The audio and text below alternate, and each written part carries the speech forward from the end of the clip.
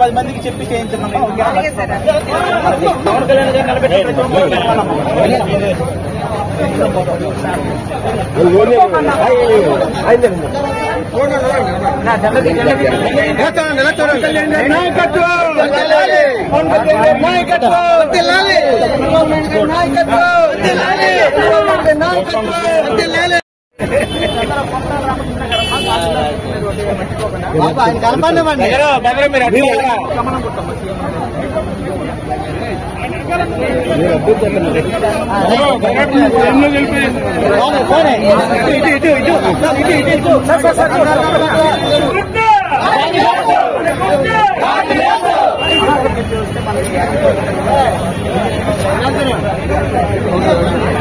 Sir అలా ఒకసారి ఇస్తున్నట్టు చూడండి సార్, ఇస్తున్నట్టు చూడండి సార్, ఒకసారి అలా చూడండి సార్, ఒకసారి అలా చూడండి. Okay okay, thank you sir.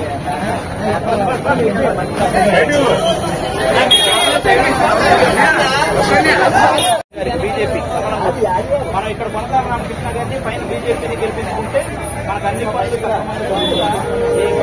ఓకేనా. ఈసారి మనం కూటమిని గెలిపించాలి. అలాగే పవన్ కళ్యాణ్ గారు నిలబెట్టిన ప్రతి ఎమ్మెల్యేని మనం గెలిపించుకోవాలి. కాబట్టి ఇక్కడ కొనసాగ రామకృష్ణ గారు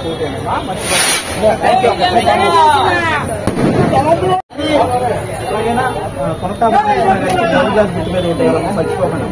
అలాగే పైన సీఎం రమేష్ గారు బీజేపీ, ఆయనకి కమలం గుర్తు మీద ఓటేయాలా. పైన బీజేపీ గెలిచి కింద మన కూటమికి నిలబెట్టిన జనసేన అభ్యర్థి గెలిస్తే మనకు అన్ని పనులు సక్రమంగా జరుగుతుంది. ఓకేనా. అన్ని ఏ ప్రాబ్లం ఉన్నా సాల్వ్ అయిపోతుంది. అందరికీ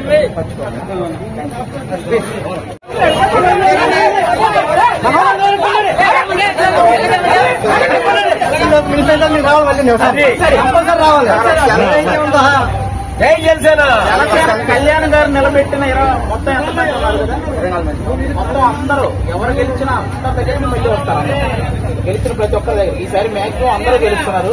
ఎందుకంటే పవన్ కళ్యాణ్ గారు 10 సంవత్సరాల నుంచి ఆయన పడ్డ కష్టం మనందరికీ అంటే ఇంక అందులో డౌట్ లేదు.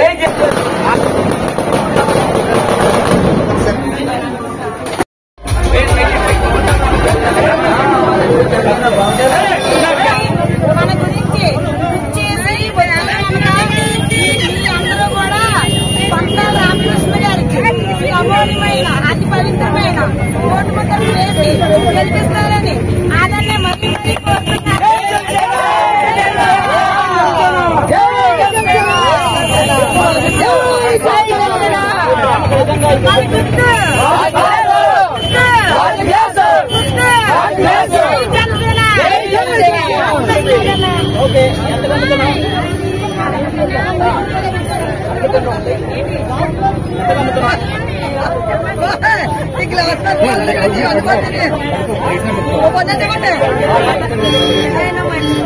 నా చెయ్యి మంచిది అంటారు.